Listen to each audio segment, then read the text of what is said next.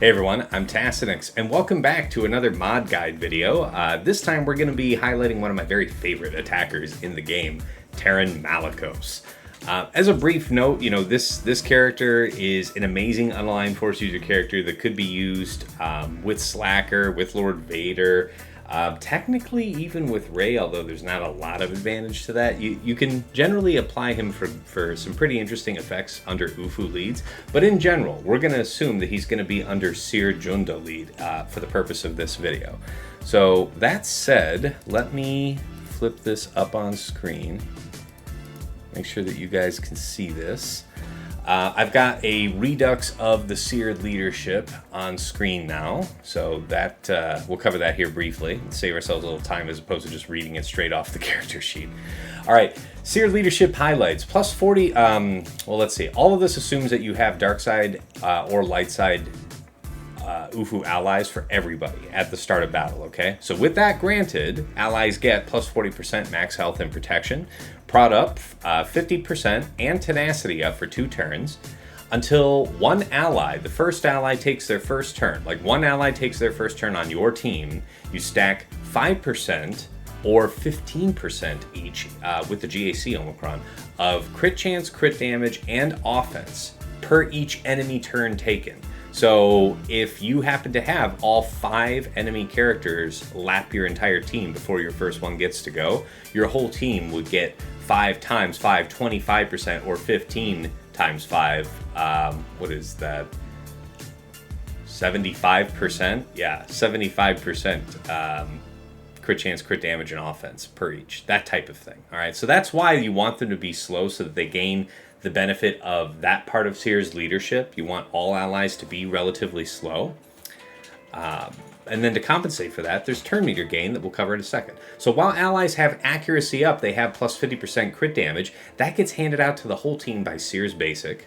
And then other UFU allies gain 5% turn meter when another ally takes damage from an enemy.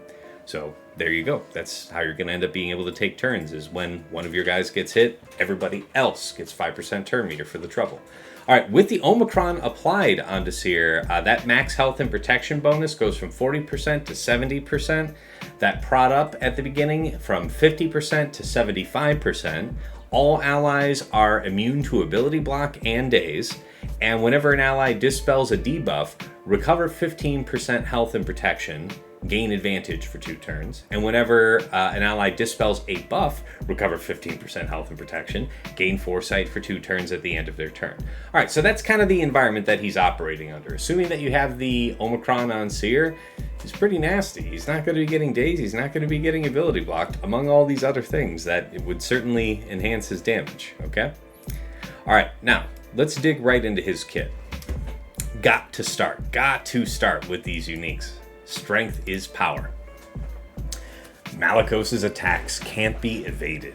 Enemies defeated by him can't be revived. He has 75% counter chance at 100% health steal, and at the start of battle he gains 25% offense for each other dark side or light side UFU. If the ally in the leader slot is a dark side or light side UFU, Malicos ignores taunt effects. While debuffed, he gains 50% health steal. Whenever Malicos uses an ability during his turn, if he has accuracy up or defense up, he immediately uses Dark Strike. So whenever he uses an ability on his turn, he'll follow up with his basic. If he has either accuracy up or defense up, both get handed out by Seer, if nobody else. Whenever he attacks out of turn, he gains 10% critical damage stacking for 3 turns. Whenever he is inflicted with daze, he dispels it and reduces his cooldowns by 1. Whenever an enemy dispels a debuff Malicos inflicted from one of his abilities, Malicos gains a stack of Edge of Madness until the end of the encounter. And we'll cover what that means in a moment. That's defined a little bit later in his kit. So all this is just the regular part of the unique. Now the GAC Omicron benefit. At the start of battle, Malicos gains a stack of Edge of Madness until the end of the encounter, and all UFU allies gain critical hit immunity for 2 turns which can't be dispelled. He has plus 100% max health and plus 50% mastery. Whenever he uses an ability during his turn, he immediately uses Dark Strike. Whenever he attacks out of turn, he gains prod up 20% stacking for 1 turn. So whenever he uses an ability he immediately uses Dark Strike. So it's, if I'm correct here, I think this means that he can attack up to 2 basics after he uses a special. Because with the Omicron applied, it says, without any other condition, whenever he uses an ability during his turn, he immediately uses Dark Strike. And up here it says, whenever he uses an ability during his turn, if he has accuracy up or defense up, he immediately uses Dark Strike. So I believe those are independent of each other. You can get extra attacks out of that. Those attacks are not stated as happening on extra turns, right? So this is all happening on his turn. He does his 1 ability, and that's the end of his turn, right?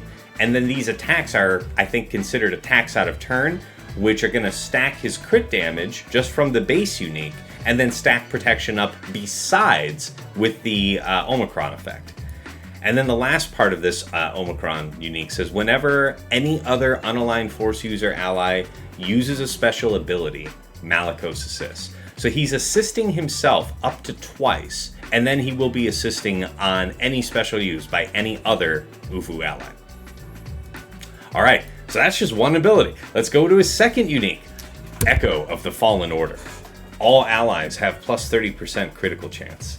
If all allies were unaligned force users at the start of battle, while Malicos has at least 1 stack of Edge of Madness, whenever he scores a critical hit, so that can be on these assists and everything too, all other allies gain 5% critical damage and offense stacking until the end of the encounter. Whenever an ally is inflicted with healing immunity, they dispel it and gain damage immunity for 1 turn. Whenever they are inflicted with stun, they dispel it and recover 30% health and protection. And now the GAC Omicron. Enemies defeated by allies can't be revived. This effect persists if Malicos is defeated. So Malicos' other unique gives him the ability to kill things and they stay dead. This one, this Omicron, gives that same ability to all other UFU allies. And it's important that it says this last piece there, about the effect persisting, because normally when a character dies, if it's the leader, the leadership effect persists if they were in the leader slot, okay? But any uniques they have die with them. This notably says, even if you kill him, this unique effect will persist. All right. Next clause says, the first time another dark side or light side UFU ally would be reduced to 1% health. If Malicos is active, they recover 100% health and protection, gain damage immunity for 1 turn, take a bonus turn, and gain crit chance up, crit damage up, and offense up for 2 turns. This part of this ability is what gives life to the idea of a slacker unaligned force user team. We saw that some time ago, like a slacker crew, OG Cal, Malicos, and I don't know, it could be anyone, Visas Mar for all I care. What was important is that they were all unaligned force users, and that, you know, if you didn't bully down Malicos, he would preserve his other allies. And God forbid you went after Slacker without taking him out first, because he'll save Slacker from the edge, bring him to full health, give him a bonus turn, give him all those buffs, and Slacker is not going to be happy to see you. So that's kind of why that idea even works here. Alright, while Malicos is active, whenever an enemy with less than 100% turn meter gains bonus turn meter, so it won't count turn meter overflow, just filling up the normal turn meter bar, Malicos will gain a stack of Edge of Madness, and that enemy takes true damage, which can't be evaded, limit once per turn. So anytime somebody's getting turn meter, he's punishing the enemy team. So Seer Lead itself punishes fast teams, and Malicos specifically is like, also if you happen to not just be speed based, if you happen to be turn meter based, I'm still going to eat you up. This true damage doesn't say that it comes from any source in particular, so we can reasonably infer that it's based on his offense. So it's another reason we'll be looking to stack his offense, and we'll get to that in a moment. All right, his basic, Dark Strike. Deal physical damage to target enemy and gain 2 stacks of Edge of Madness, max 100 until the end of the encounter, which can't be copied, dispelled, or prevented. So this doesn't say that you gain those stacks only on his turn, right? So all those times he's getting called to assist either by himself or by his allies, he's going to be ramping up this Edge of Madness. So it gets up to 100, and the last part says this attack can't be countered.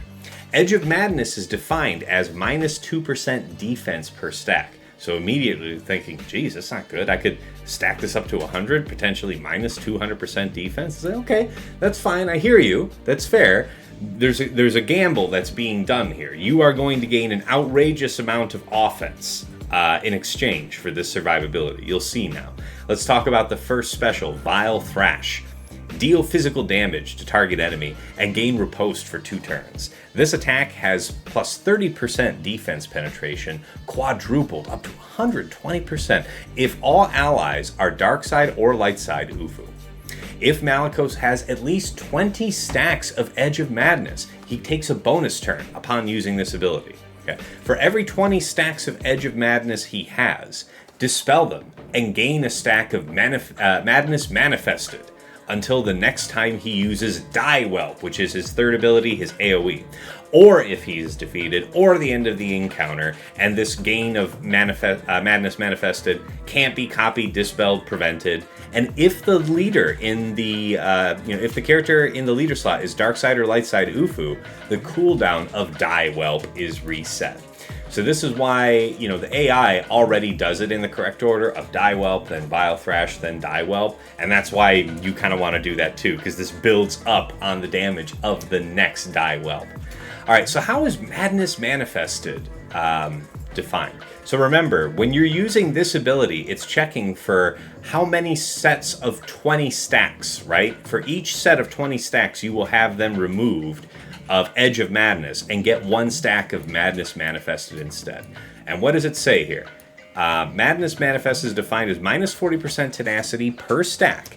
The next time this character uses Die Whelp, it deals 50% more physical damage per stack, reduces the current max health of the target enemy by 15% for the rest of the battle, stacking, excluding raid bosses and galactic legends. This effect can't be resisted, and then removes all stacks of Madness Manifested. All right, so you're ramping up to this enormous power, and then letting it go, and you release all those stacks, and you don't have the minus defense from there. Okay, so all this has been building up to this moment. This is the defining ability of his kit, possibly some of the most fun you can actually have in this game is using this ability. Die Whelp. Deal physical damage and inflict vulnerable to all enemies and stun target enemy for 1 turn. If the target had defense down, this stun can't be resisted. If the target enemy, if the target enemy is in the leader slot, increase their cooldowns by 1, which can't be resisted. And now the Omicron effect. Deal additional true damage to all enemies and inflict buff immunity and healing immunity on target enemy for 2 turns, which can't be resisted. If the ally in the leader slot is a dark side or light side Ufu, Malicos gains 20% critical damage and offense stacking until the end of battle. So think about this. He's opening up with this on his first turn, then using the other special we just covered to ramp him coming back into the next use of this with potentially 50% increased damage per stack of Madness Manifested, and he's just gonna ramp this whole time. It's gonna get insane.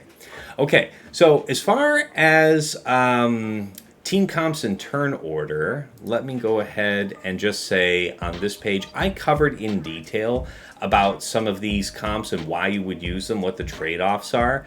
I'll just briefly pan over this page to show the turn order. That's why these characters are in this order. Just what I would recommend is turn order for any of these particular comps. I'll put a link here in the video description to the Seer Junda video so you can review this section, because I do give it a fair shake about why I suggest these. There's certainly more comps than just this, but these are some that I recommend just as a starting point. Okay, let's go ahead and talk about his mods. So, we saw that as far as debuffs go, his effects say that, they can't be resisted. So we don't need to worry about potency, right? Otherwise, we see that from his 1 unique and from Die Whelp, assuming GAC Omicrons here, that you have 2 sources of true damage in this kit, both of which are going to be dependent on his offense. So you might say just put him in an offense set with full offense primaries, but he is a physical damage attacker which wants generally to have a crit damage triangle because it's easier to get a high amount of crit chance on physical attackers than special in general. And moreover, not only does he stack offense with Die Whelp, he's also stacking crit damage, so you can take advantage of both synergies. So that said, as far as mods go, offense set, I do recommend the 2-piece of health, because as you'll see in a moment, he has a very high native amount of crit chance, so if you happen to just pick up a couple percentage points incidentally throughout this set, you'd be just fine. Anyway, offense primary, crit damage triangle, offense primary. I go with health here. I guess I could spend more than a quarter second on each mod so you could see what they're about. But yeah, offense and health, you know, you got offense on crit damage, you got offense with flat offense, health, a little bit of crit chance. And then this one is, you know, very slow, but it's got a ton of health on it. Offense, right? So what does this mean in terms of how you prioritize his stats? In general, I would say under the Seer leadership, you're going to go for offense over health over speed. I've seen players up in the top 100 of Kyber 1 be successful with Malicos as slow as like the 220s. Just pay attention to that turn order that I highlighted in the previous section. Make sure that you're going in the right sequence to take full advantage. But the reason that I have mine up at 240 is because if you are of the mind to use Taron Malicos ever outside of Seer leadership, he may not have a leader that he's under that's going to feed him turn meter in the same way that Seer would. So you would want him to have a little bit more speed, because I have found that if I'm in like even in the 230s, I feel like I sometimes don't get to come around to that second rock throw. So I need 3 turns basically to go by, right? I need to throw rocks, then I need to use his Vile Thrash, and then I need to go back to throw rocks again. So I need to get at least 3 turns out. And I definitely feel like being in the 230s has caught me out just short of getting that 3rd turn I've needed. So I've just felt out through personal experience that if I want to use him elsewhere, about 240 is about where I'd want him to be. If you have him too much slower than this, it's okay. If you have him too much faster than this, that could be bad for Seer Malicos, because like we covered early in this video, you really want the entire enemy team to lap your whole team, ideally, off rip. So if you have him too fast, he might, you know, intercede and break up their sequence, and you don't get, you know, that full benefit of getting lapped up front. So I wouldn't recommend being too much faster than 240 if you want to use him elsewhere. But in the case of you wanting to use him outside of Seer, I would say get up to that, you know, not more than 240 speed as the first checkpoint, then prioritize offense over health over more speed. I really would try to avoid adding any more speed if you get up to 240. If you're 230 something and later on with optimization you know, tinker on up and you're like 238, 239, swell, you're great, that's fine. 240 is not some magic number, it's just I feel like you don't want to go too fast, okay? So, yeah, you have this, and the reason for the health sets and the health primaries is, you know, you have a lot of protection up on this team. He gives it to himself, Malicos gives it, OG Cal gives it to the team, Sir Junda gives it to the team, so on and so forth. So take most advantage of the protection ups with health primary. If you specifically wanted to mod against, say, like a Gidme counter, I guess you could go protection, but I think that means you're modding for the exception and not the rule for how you're using this character, and I wouldn't do that for the most part. All right, last but never least, we'll talk about applications very briefly. I did already mention to you guys that outside of Seer, you could go with kind of Slacker, to a lesser extent Lord Vader, in as much as it preserves other UFU allies, right? Like you would do like Lord Vader, Malicos, and Inquisitors. I've seen that before. I've fought it. It can be challenging, but things like that are a concentration of like 3 teams, and I generally try to avoid strategies like that.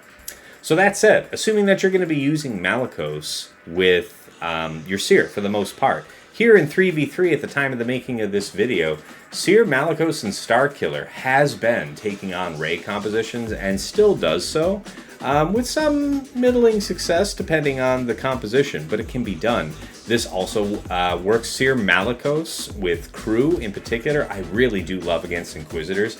Right now, there's a very powerful Inquisitors cron that makes things like Darth Malgus even struggle against getting it down in a timely fashion. That is no impediment to Sir Malicos. Like, they do not endure him. It's insane how he takes them down, okay?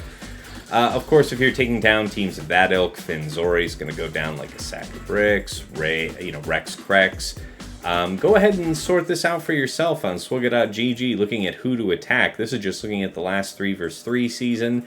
And here, we'll take a look at the last 5 vs 5 season just for an additional bit of inspiration. But yeah, Rey teams galore, Inquisitors, of course, something like Trench. Finn Zori can be a little dicey, it seems, but I think that's probably very easily managed.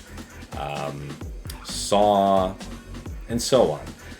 So this team is punishing teams that want to debuff it, that want to go very fast, and in the particular case of Malicos, he punishes enemies gaining turn meter with true damage. So yeah, keep that in mind. And they have a lot of shielding.